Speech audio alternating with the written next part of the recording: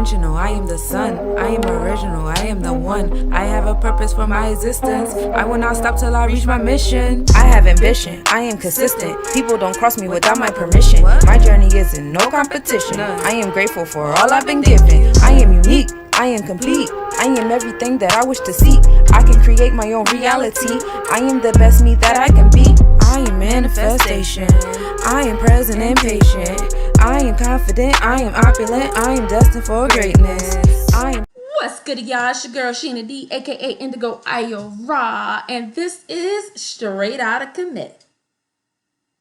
Founded in 2019, it was birthed underneath my publishing company, I in the Middle Publishing LLC, where the mission is raising frequencies one book at a time. Str8 Outta Kemet features greatness from our own melanated community of entrepreneurs, entertainers, authors, and social influencers. Its mission is lifting up our people one broadcast at a time. Str8 Outta Kemet has been rebirthed and will continue in the legacy of uplifting our people by utilizing its platform to promote their greatness. We are available on all listening platforms. Hey, what's poppin', y'all? What's poppin'? Thank you so much for tuning in to the Str8 Outta Kemet podcast. Happy Wednesday to you. I do trust that your Wednesday has been going absolutely well and swell.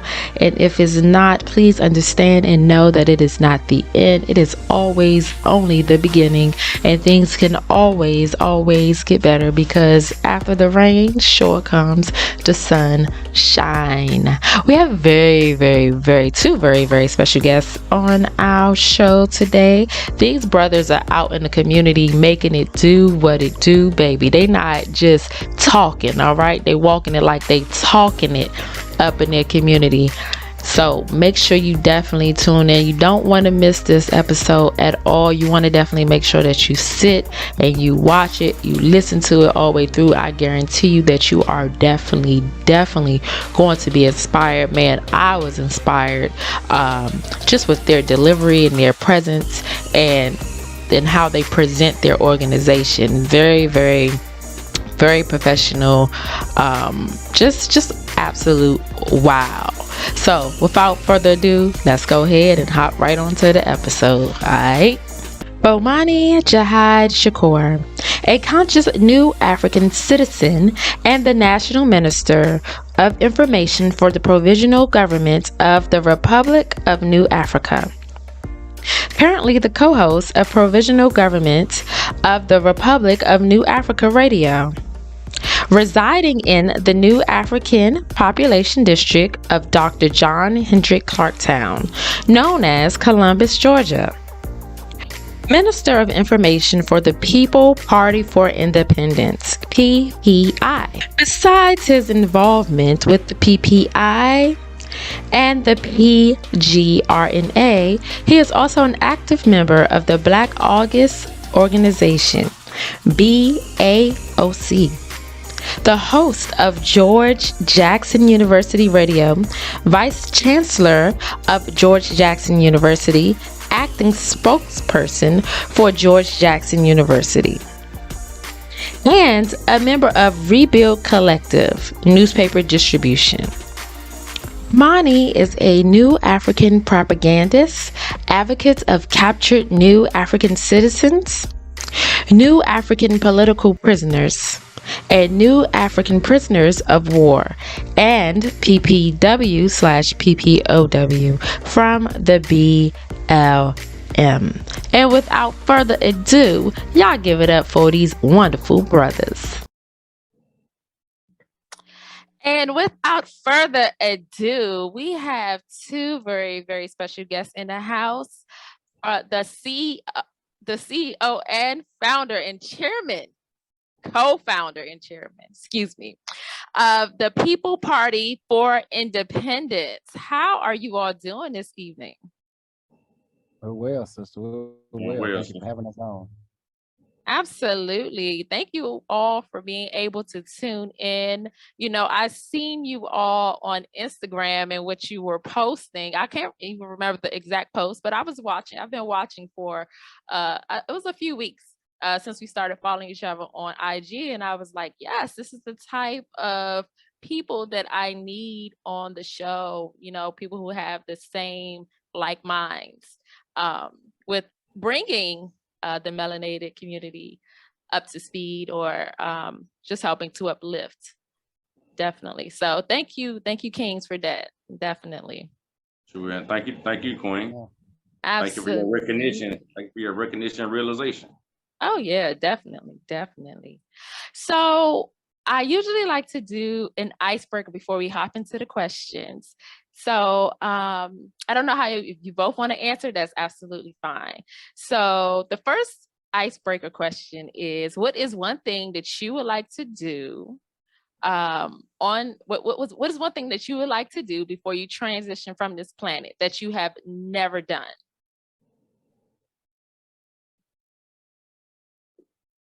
Well, one of the things I want to go to the motherland. That's one of the things I do, and I also want to publish all my works. Okay, absolutely, and that shall be done. Indeed. Indeed. Likewise, I would want to visit the motherland, and also I would want to build a community and have it established and running before I leave to see some of the fruits of the labor. Absolutely, I love it. Indeed. Okay, I love the answers that you all gave. Usually people give answers like, I want to jump out of a plane with no clothes on, you know, just things like that. Right. But I love the answers that y'all gave are definitely things that are going to be accomplishable within this lifetime. Definitely, I know it. I trust in you all. And absolutely. My second question is, what is one of your favorite quotes? And it doesn't have to be by, you know, anyone in particular. Well, my favorite quote is by Dr. John Henry Clark. He says, I only teach my equals. Everyone else, he said, I only debate my equals. Everybody else I teach. Indeed. I like that. And one of mine, let's see. It's so many that go by. I guess Fred Hampton really motivated me and inspired me, and just to keep it plain, I always tell everybody I am a revolutionary. So I got that from the brother Fred, and I take that with me everywhere I go. Absolutely. I love it. Now, where are you all from? Columbus, Georgia. Well, I was born in Columbus, Georgia, and I was raised in Harris County, which is just north of Columbus, Catawba, Georgia. Okay. Oh, okay. I'm actually I'm from LaGrange, Georgia. I'm about 45 minutes from Columbus, Georgia, but I'm currently residing in Columbus, Georgia right now. So Nice. we both import, so to speak. Yes. I definitely hear the Southern dialect. I love it. Indeed. Where you from, sis? I'm from Washington, D.C. There we go. Hey, it's what you got to do, you know. We're working through it. Even though my daughters, I was like, listen, I can't stop, won't stop. We got to keep it moving, keep it pushing. Okay, yes, I'm from Washington, D.C. I have family in North Carolina. I also have family in Atlanta, Georgia. That's why I was asking, because I heard that the Southern dialect. Okay. Absolutely. Yeah. I got a lot of comrades up there in DC. They're doing the work too. A lot of them are doing the work. Oh my goodness. I'm sorry, guys. Give me 1 second, okay? Through the land. Oh yeah. You already know. You already know that guy. Yes, sir. I love the encouragement. I love it. Absolutely. That's what it's all about. So I would love to know what made you all want to come up with your concept for the People Party of Independence? For Independence. For Independence. Okay, there we go. Thank you. Thank you for the Equal correction. Party for Independence. Yes, ma'am. Go ahead, So, Conrad. okay, so we were organizing a couple years before we became the PPI, and a lot of the things that we were organizing around were entailing or involving the people in the community. So when we all finally came together, me and another comrade of ours, Conrad at Cabelon, we came together, me and him, and we decided that this would be a people's party. And on the cake, Conrad always lets us know, and we get the teachers from Malcolm, that the basis of independence is land.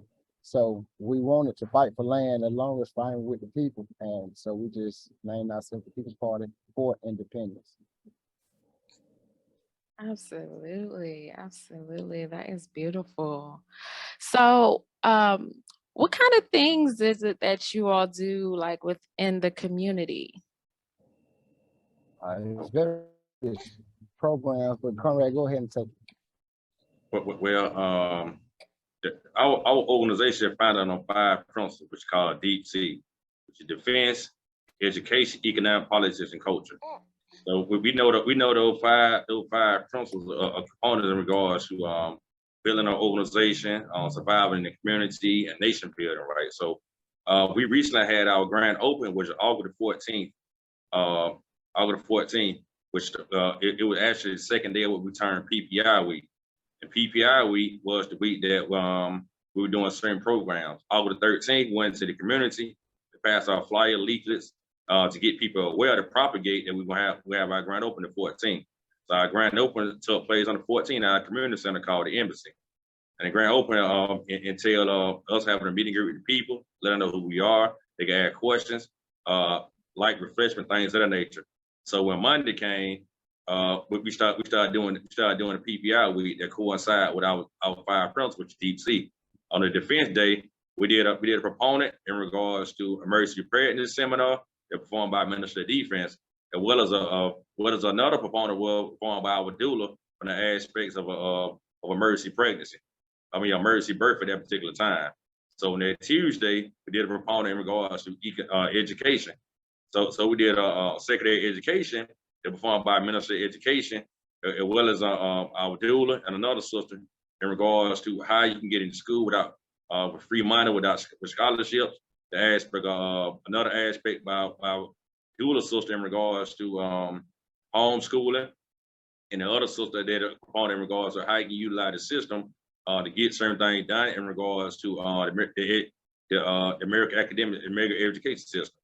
So on that Wednesday, we did a proponent in regards to cooperative economics, whereas I mentioned education is cooperative economics in regards to financing, cooperative economics, how you work together to make money, finances, and also build our nation at the same time and give back to the community.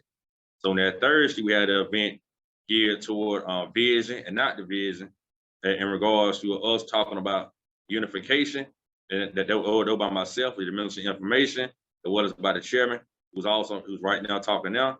Then on Friday, we did a proponent in regards to, that was on the political aspect. Okay, so on Friday, we did an aspect geared toward culture, whereas our Minister of Culture talked about her aspects dealing with yoga, the chakras. We had another comrade who the Minister of Foreign Affairs, who talked about the aspect of nursing and blood. And another comrade that talked about gardening, health, being a vegan and things of that nature.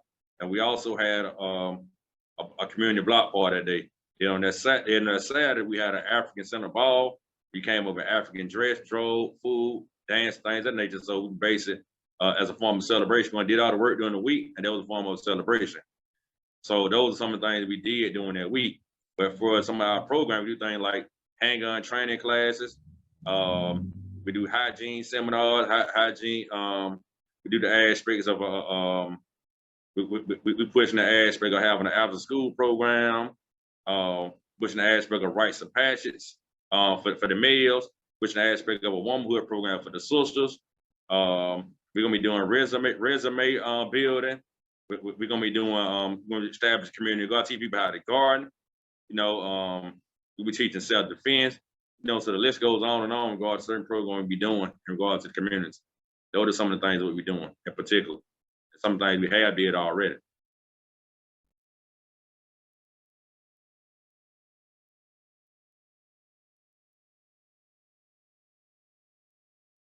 Beautifully put, Conrad. That was beautiful. Did I answer your question, sister? Absolutely, absolutely. So, how did you all meet, like individually, to in order to come together? So a couple of us already knew each other. We had been around each other for a couple of years prior. I met Conrad Bumani through family. It just so happened that I had met him over Facebook and we had started to converse. And then I had went to my aunt's house and he was there. And my aunt and his cousin dated and we connected like that on a personal tip. And we just been connected ever since and we've been doing the work. That was about 2012 maybe. Been a while ago. So we've been connected ever since then and we've been doing the work. Yeah, 2012. Yeah, we started off communicating, you know what I'm saying? I didn't know it was. We started communicating on Facebook. So he asked me questions, sending the information, we having a conversation. So he like, I want to meet you, brother. So I like, cool, And I just happened, you know what I'm saying, to be at the aunt house one day. He was there. So we really been strongly vibing then on the personal level, Everything he did, everything he been involved with, I've been there, in regard to inspire, motivate him, keep the information, keep the knowledge, been involved in activities, But like he was speaking earlier, he was a part of every organization before reached the standpoint of PPI, which was 2015. But prior to that, he was involved with other organizations, giving back to the community, and just trying to do the work in particular that the ancestors set for. Then some, so like I said, some of us in the organization already knew each other. For other situations before we came to the organization in particular. Absolutely. It is definitely when you are involved in something like this, it is definitely a calling from the ancestors. So absolutely. I shave to both of you all for listening to the I call. say to you. I say. Indeed, indeed. So what is it that you feel that I guess you can say younger people, because the younger generation that is coming up sometimes, with everything that they have, like within their face, programming, television right in front of them, going outside, just everything. How do you feel that your organization will be able to assist and I wouldn't necessarily say in like redirecting or redirection, but just be able to kind of help to instill that powerfulness into them? Well, one thing I like to tell the comrades is we have to be the example. A lot of times inside of our community, either by choice or by force, a lot of times we don't have a strong example that's set. And a lot of times our children stray away from the righteous cause because they seem as if that's the cause that's going to pay off.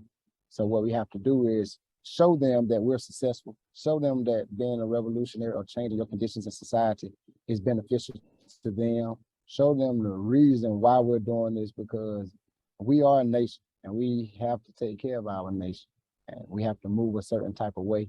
And inside of our community, we make sure that we show our community members that we are successful. We have business owners, we have people that have thriving jobs, we have people that are able to contribute to the community outside of just going to work from 9 to 5 and coming back home. We actually get active and the community is receptive of that. And now we're just looking to get to the youth so that like Frederick Douglass said, it's easier to raise children than to repair broken men. So we want to make sure we can get to those children and make sure we give them some type of foundation so that they'll know the right way to go, so they'll know they have resources and access to certain things inside of their community so they don't have to, like Conrad say, go renegade.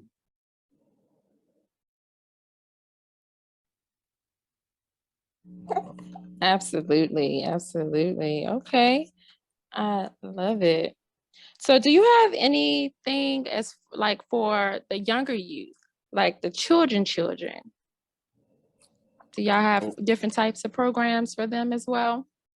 Well, like I mentioned earlier, we're gonna have a rites of passion for the youth. Right. Okay. We also gonna have a program regarding teaching them garden. We also have been getting them involved in basic handgun training, and we also have we're also pushing and promoting an after school program. Another thing we've been talking about discussion and gonna have like a movie night in regard to watching different movies and get involved in the youth out so they can enjoy certain movie dialogue, conversation, and also be around us so they can be inspired, influenced, and motivated. And we're also pushing the aspect that we're gonna have for the youth going to school or getting educated, like sponsorship in regard to getting in school and higher education, college things of the nation. Also teaching them how before they even get in college, teaching them how they can earn scholarships to get into school. So those are some of the things and positive program that we're doing for the youth, and also teaching them aspect like how to work on cars, how to do sheetrock, the different skills and talents and skills that we possess within the party ourselves as individuals. So those are just some of the things that we're working toward and building. We're gonna make happen for the youth, well as society around us, right? We know the youth for the future. Like Dr. Hugh said, the revolution is a revolution in the hand of the youth. Father Law said, the baby are the greatest. They are the greatest, so we got to teach them, show them lead by example, like Conrad Todd would say, lead by example. Best thing we show them examples. Something tangible. They can touch, taste, and feel like the community center. That's how they can touch, taste, and feel. Because we know that the enemy propaganda has our people in the spell in regard to the American academics, to the American education, got people in the spell. So we got to break that. The re-Afghanization, we got to re-socialize our people to get into the social so we can understand we people of nature, we community people. We about building the community. That's what we're about. A year right now.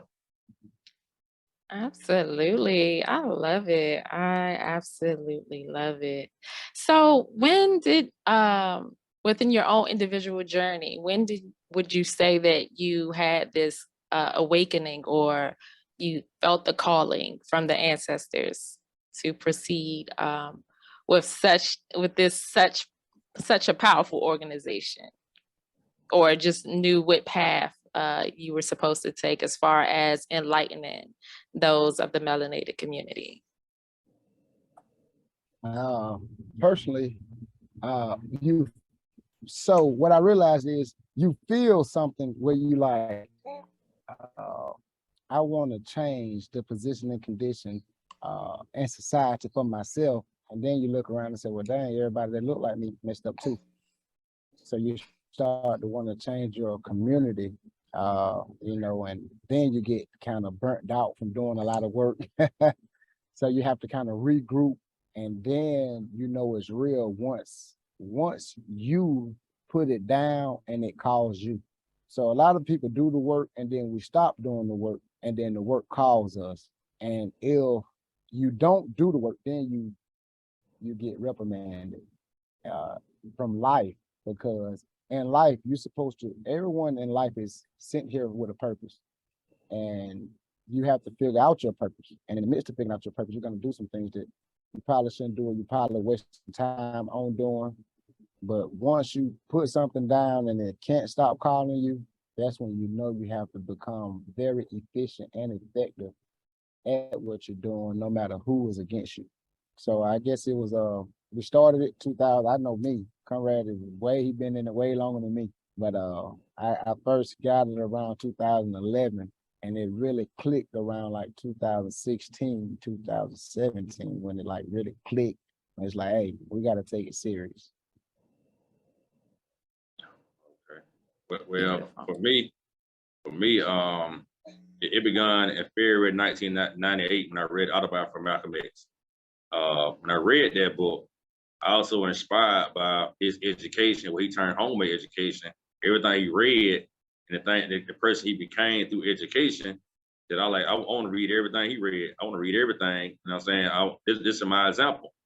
So I took it upon. I already had the mentality that I wanted to help people when I was younger. So I took it upon myself to get involved and get active with whatever around me that particular time, move forward and until until now I'm in the process until right now in the current state. In regards, you know what I'm saying? My thing is that I consider myself a new African propagandist. And I realized that every opportunity that I get, I must control the narrative. I must show things from our perspective, from an African perspective, a new African perspective, that people see the reality of the truth in regard to our experience and plight and what we got going on. So it was a passion I already had within me at a young age, but it wasn't really actualized until I got my hands on Albert from Malcolm X. You know what I'm saying? They've been preparing me for since then. So I got the passion in regards to I want to do what he did. You know, I want to be international. He had a pan-African mind. He understands that African people all over the world there was suffering a state of oppression, suffering a state of poverty, miseducation, other things, right? So I understand then that I got to be the solution there for the people need, because I commit and dedicate myself to a particular life. So I'm where I'm at right now. That same commitment, dedication. You know, 24 years later, still got it. You know, and may the ancestors continue to inspire and motivate me to have it till my demise. Absolutely, absolutely. I was just that's very interesting to learn about when you all received the call. And I was just curious because I know that most people said that they had like this awakening happen like around 2012. But I know y'all dates is a little bit different. So I was just wondering as to when. I think I could say mine's probably started around 2012, but it probably also started a little bit earlier as well. So that's an interesting to know. So is there anything else that you would like to touch base on that we haven't touched base on as of yet? Well, like the Conrad B. Money mentioned earlier, we're actively building the 5 institutions inside of our community. We understand that inside of the community, you need 5 institutions to kind of help curb a lot of the problems inside of our community. We can kind of help our people stop dying if we had a hospital that really cared for the people. So people get shot and it's a place where they can go and get patched up inside of their community. It'll help a lot of our people not die as quickly. If we can have a school where we educate our people, we know we can help our people to stop themselves from miseducation, stop the prison complex, all of this. We know if we had a grocery store, we can properly feed our people because we're not getting a proper nutrition. We know that a lot of times we stay in food deserts. So we want to take it upon ourselves to build it. We know if we had a bank that our people could start to get money to buy houses, we could start to own land because we would finance ourselves and we would understand the problems of our people and understand our culture. And lastly, a community center, which we got first, because a community center is political. That's where we go to have town hall meetings. That's where we go to handle community business. So we already have a community center in which we purchased. So the party is already doing work inside of our community. And now inside of the community, the people that we know, we're asking people personally that we know to donate $100 just so we believe if we can get a certain amount of people to donate $100 a piece, we can start to take that money and develop it into these institutions so that we can have programs change and we can also start to curb some of the problems and ills inside of our community. We know that they come from poverty and we also know that they come from miseducation. So we want to kind of get in the community and set up institutions of change so that our people can have an opportunity to flourish. So that's what we're out here doing, taking care of our nation. We want to make sure we put it out there. And if anybody can, donate. But we also have a campaign called Unite to Fight. And it's a campaign we started inside of our city where we know we want to unite to fight against everything that affects us. And we in Columbus, Georgia, it's over 90,000 Black people. And what we realized is if we can get $1 from each one of those 90,000, we can have $90,000 to work with. And that's cooperative economics. So that's what we've been pushing lately. So we want to push our Unite to Fight campaign, which is $1 donation. And we also want to push the campaign where you can donate $100 going to all of the institutions that we build. We have our Cash App, DPPITHE, PPI 15. You can donate there. You can go on our Facebook or Instagram at the People's Party for Independence. You can see everything we're doing, and we would like to work with anybody in solidarity. That's what I have moving forward. What we have, Conrad, you can bring it on in. Well, the only thing I'm gonna say about it is that we gotta do the work, and that's all I got to say about everything. We just gotta do the work, a lot of time we are all the examples for us. We have all the scholars, all the educators. We have everything in history we need to see, right?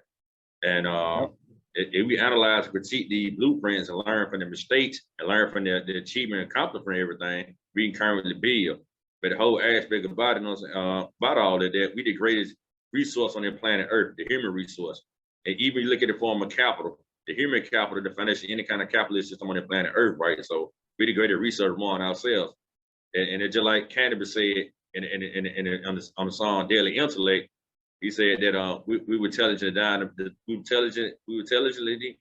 designed to be a resource, be a human resource to each other. So that's our asset. So all I want to say now is just we get together, unite to fight, unify, feel, and do the work. Then we're gonna see the fruits of our labor. No matter what anybody tell you, if you made a commitment, stay committed to what you're doing. Regardless, if nobody's doing it except you, stay committed to it. They do the work. Indeed. Absolutely. I love the encouragement. That just encouraged me so much because I'm over here thinking like, I don't know. This baby is not gonna let me keep doing this. Keep moving forward. But that's what's up. I really do love what you all are doing within the community. We have about 4 minutes left. I was actually going to ask you all if to give all your social handles and everything, but I think you already did that. Do you have like an email address or anything that they can contact? Yes. VPPI, the same thing, VPPI15 at gmail.com. The same thing for our Cash App. It's the same thing for our Gmail. So it's VTHEPPI15 at gmail.com, and then Cash App is just VPPI15. All right, absolutely. Come on, y'all. We need to go ahead and send in these donations. I mean, we got these two kings up here really making it happen. And that's not what we can say. We can't say that across the board for every single community of organizations. But I see y'all are really putting in the footwork. So that is what's up. And I definitely know you're going to get support. You're going to have my support. I will definitely donate. Absolutely. So come on, everybody. Let's go ahead and make sure we get them donations up in there. I appreciate you all so much for definitely being able to tune in and sticking with me through this crazy interview. It's all good. So you know what I'm saying? I actually appreciate your willingness, your inspiration. I also appreciate that you willing to use your voice as a platform for the people that are voiceless. And also using that platform as a way to educate people, to reach them, because we know education for liberation. That's how we liberate ourselves. There's been no movement that people have started being educated. They had to educate themselves in regard to their geography, their history, their politics, their spirituality, so forth, so on, so they can be successful and strive. Mm-hmm. Absolutely. So I appreciate you for staying strong, for pushing forward. I see you're a woman of many trades, master of none. Definitely. I have a many callings, but they all fall under the same thing, to help uplift and inspire. That's right. So definitely, again, thank you all so much for coming on. And everybody, let's go ahead and get these Cash Apps in movement. Thank you, sister. Donations. Absolutely. All right. Thank you all so much for tuning into the Straight Outta Kemet podcast. I do trust that you have enjoyed this episode. And before we go, I have to give a huge shout out to my girl, Uniqea Monie.